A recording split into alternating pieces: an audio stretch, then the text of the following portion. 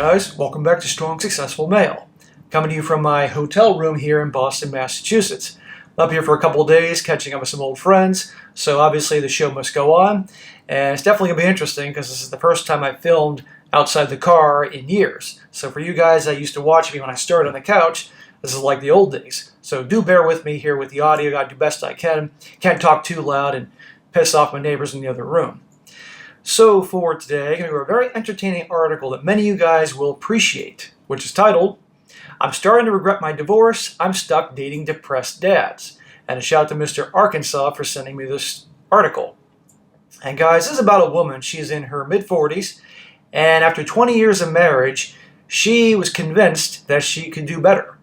That she claims that she was bored, her husband was bored and all that, and wanted to see what was out there and all that.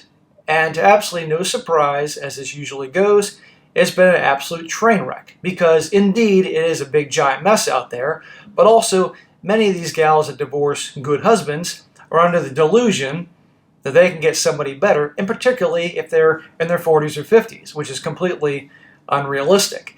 And as many of you guys know, the mess that is out there, well, she's now discovering it too. And that'll be an entertaining one to go over here. One, because it's always pretty funny to make fun of these people. But number two, to show you just the mentality out there, the delusion that, hey, I'm in my 40s, I still got it, I'm stunning and brave and strong and empowered, and it turns out to be a disaster. So, it starts off, says here, "The grass, as it turns out, really is not greener on the other side. I've had 5 years of failed first dates and confirm that the F-boys still exist even at the age of 50.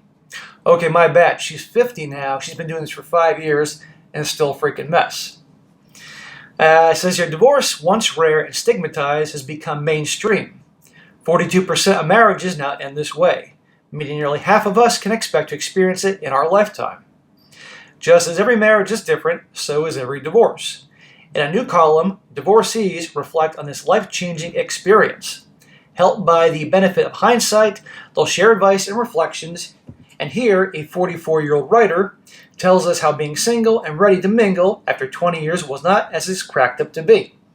No, it's not. But you know who it's cracked up to be? Men that are older, that have their shit together. It is much easier for them. And by the way, don't get me wrong, you can have a woman who's good looking, takes care of herself in her 40s, and she can definitely get guys that want to bang her in her age range, or older guys that want relationships. But usually the ones that she wants, those type of guys, they don't want her in her 40s. They want a chick younger, 30s, 20s even." She says here, "I just re-downloaded Hinge for the second time in 2 weeks. Anyone who used dating apps will recognize being in the grip of this inevitable and repetitive cycle. The defiant delete followed by a week or two of slow and creeping loneliness, topped up by the humiliating crawl back to the app. I would estimate I've done this at least 20 times in the past 2 years. Thank goodness it retains your data and you don't have to actually suffer the craziness of re-uploading all your information, carefully chosen pictures and more. Apparently it's designed to be deleted. The app's advertising strapline goes, except they missed a couple words again and again. Well, only if it wasn't supposed to be like this. Dating post-divorce wasn't meant to be such a disappointment." Hear that? You know, she hasn't said it yet, and I don't believe she does, of reaching out to her ex after it being so difficult. But you can't tell me that probably hasn't happened, or she just hasn't thought about it. The prospect of being free and single to mingle after 20 years of marriage, kids, and cohabitize dazzled me. At least at first. It's shimmering with hope, renewed passion, steamy sex, the crackle and fizz of connection." There you go, 20 years of marriage, kids. So she's abandoning the family for the excitement of renewed passion, steamy sex, blah, blah, blah. And I'd love to know what the guy's perspective is on this. So again, you guys have been dumped because your girl thought she could do better, or your wife divorced you thinking the same thing. You know what it's going to be like out there. She says, "But the reality is simply hasn't lived up to fantasy. The grass, as it turns out, really isn't greener after all. Duh, lady, we could have told you that." And in some ways, after 5 years of failed first dates, frissions that fizzle out, and the realization that F-boys still exist even at the age of 50. I'm left wondering whether it was worth getting divorced at all. Ding, ding, ding. Well, how many TikTok videos did she watch? How many Instagram reels? How many girls that she knew told her to go for it? You know what I mean? They sabotage each other. My marriage ended because we'd grown apart. I never had another boyfriend, and he had no other girlfriends. So 20 years in, we were more like old friends than a couple in love. But I swear casual dating never used to be as bad as it is today. There you go, guys. It's easier now to team up with people. You can do that sitting on your couch watching Netflix or whatever on the apps, as opposed to having to go out and meet people. But it's worse than ever. And obviously a big part of it is the attitudes. But you're going to see as I go into this, she's going to blame the men.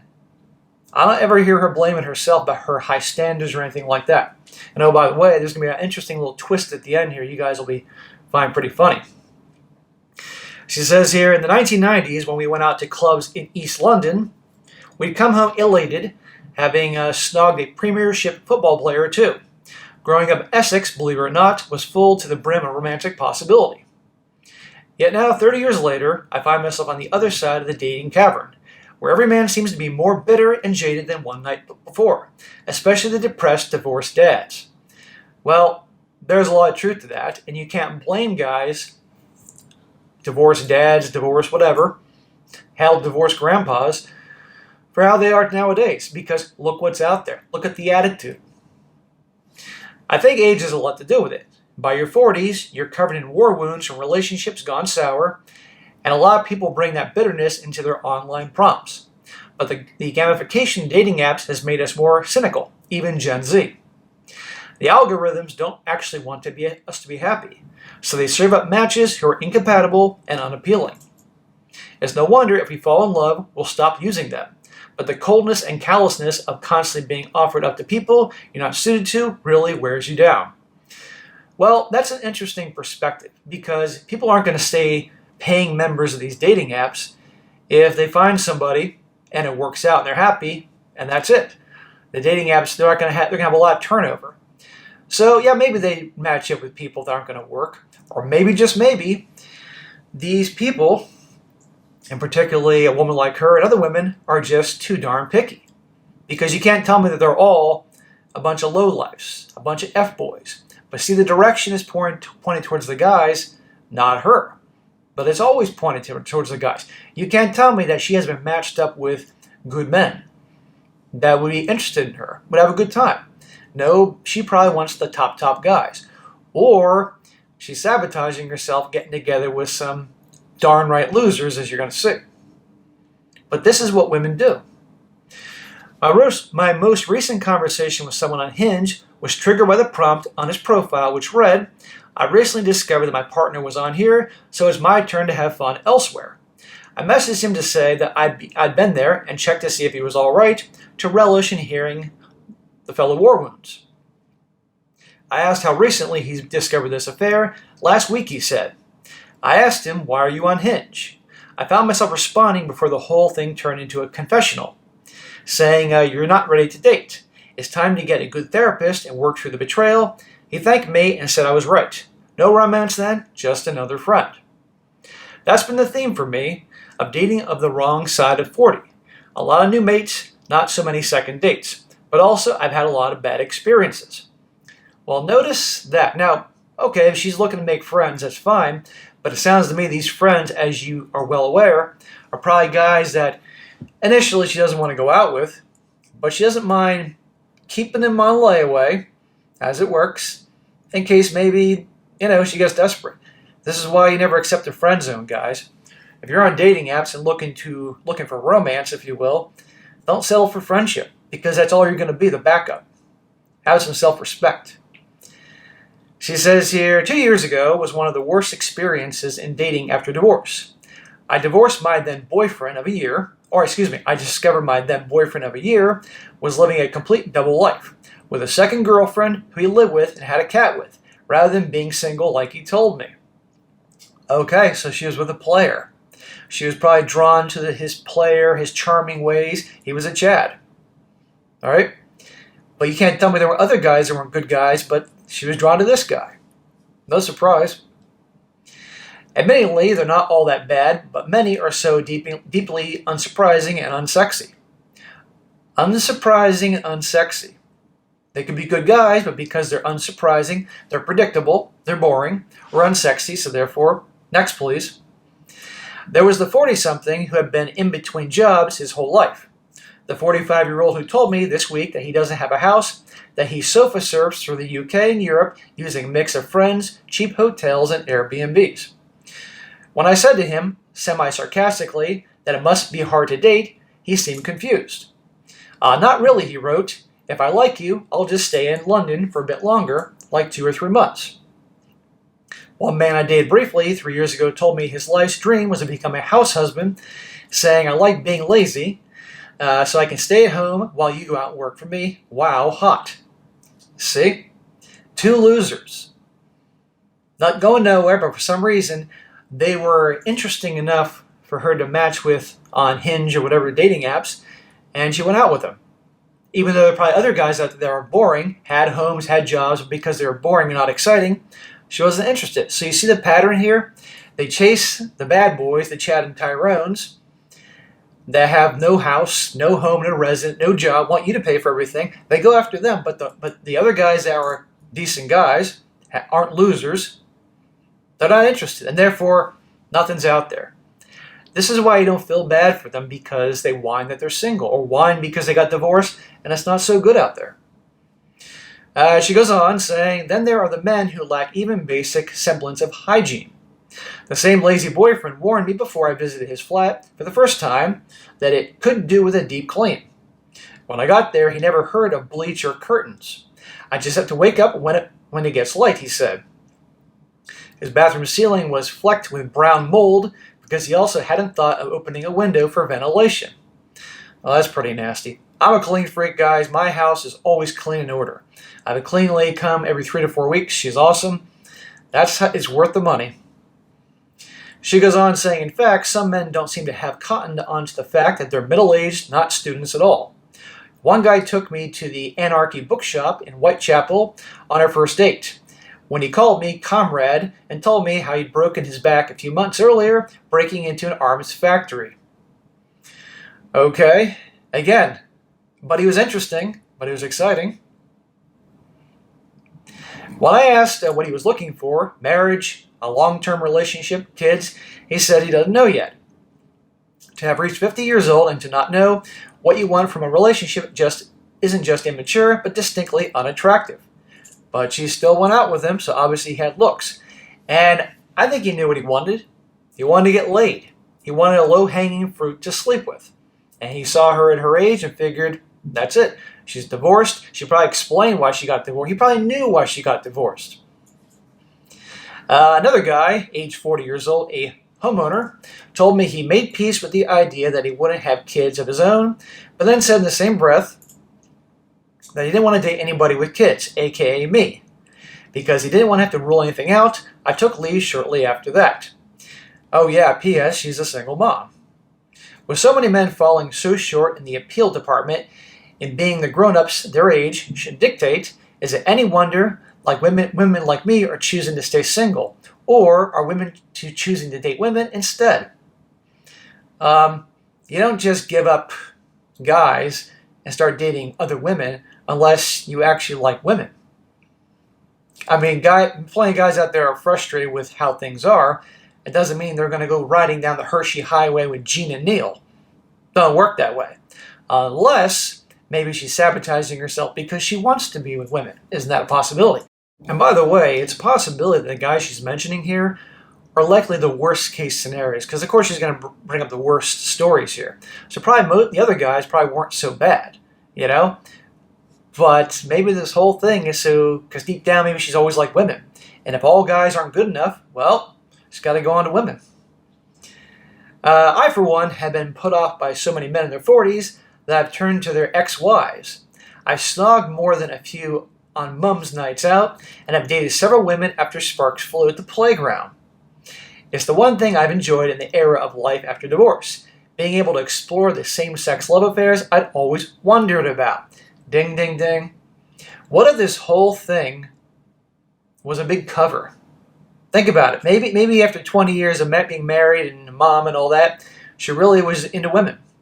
Okay, fine. Just say it. And the whole dating guys for 5 years just to cover and say, look, they're all losers. They're all players. They have bad hygiene. So I got to go to women. It seems like she's jumped in with both feet and both tits to go to women. I mean, if that's what she wants, fine, but don't shit on guys. What I've realized is that by this age and season of life, we each carry so much baggage that it's hard to start something new and romantic at all unless you've done extensive work on yourself. Well, you got to do work on yourself, always. In fact, that's become one of my deal breakers. Don't come near me unless you're done therapy, because we all need it, especially the men who are 50 and are still saying they're not sure what they want. You're not one to really give high demands, lady. You are 50 years old, even if you look darn good. But this is the mentality out there. And I think a lot of these guys that are almost 50 years old, they know what they want. Right now, it feels like dating simply is not worth it.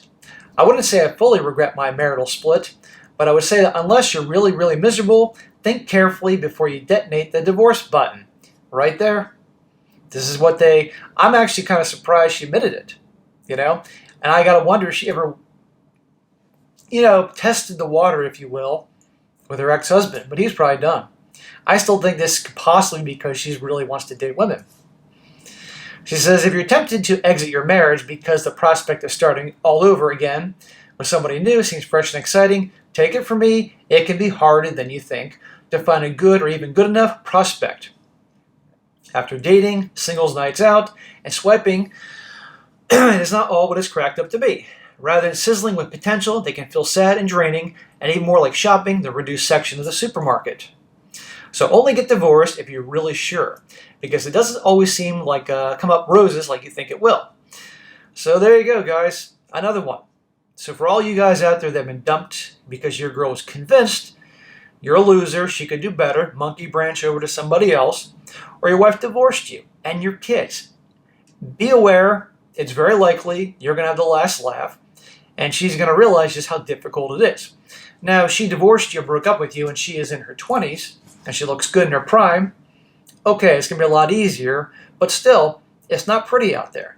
And as many of you guys are well aware from your own experiences and the stories I cover, eventually that you come back. So I'm convinced she probably reached out to her ex. I mean, they're probably communication because they got kids together, but there you go.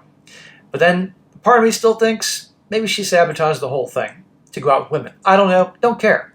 But again, it's interesting how she talks about all these losers out there, but a lot of the guys she described, they sound like Chad and Tyrone's. They're probably charming, roped her in for dates, probably banged her if she's good looking enough, but they don't have much to offer. But interesting she goes for them instead of the other guys. But anyhow, guys, that'd be a good article to go over there. So anyhow, thanks for bearing with me here with the audio. I hope it turned out all right. I'll be here for a few more days. There'll be more videos than the other channels me here in the hotel room. But anyhow, that is it for today. Be sure to comment down below. Let me know what you think about this. And guys, you got a personal story you want to share or a good article you want me to cover, send it my way. strongsuccessfulmale@gmail.com. And if it's a good one, I'll definitely cover it. And be sure to like the video, share with your friends, and subscribe. I'll catch you next time.